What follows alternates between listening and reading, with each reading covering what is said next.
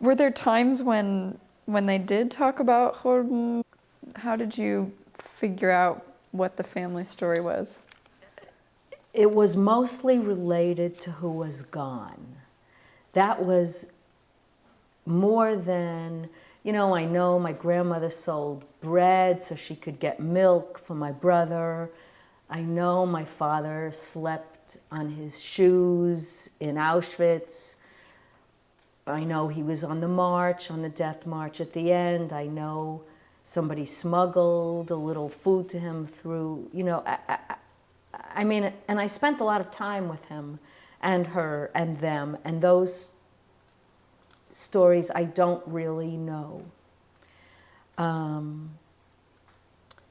But how I know about it is mostly wenn mot gerät wer is Nishtu.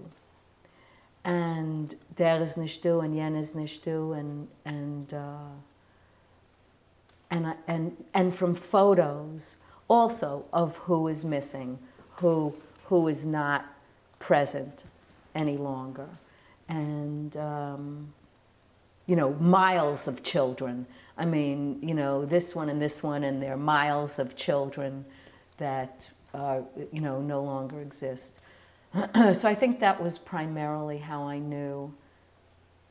And plus, they didn't seem to look, I grew up on Dick and Jane, and I didn't know anybody like that, and Spot and Puff, and I didn't know anybody that smoked a pipe or had blonde hair even in those days. And I felt, they were very different from, and I was going to a school that had people like me in it, but my perception of myself and them was other category.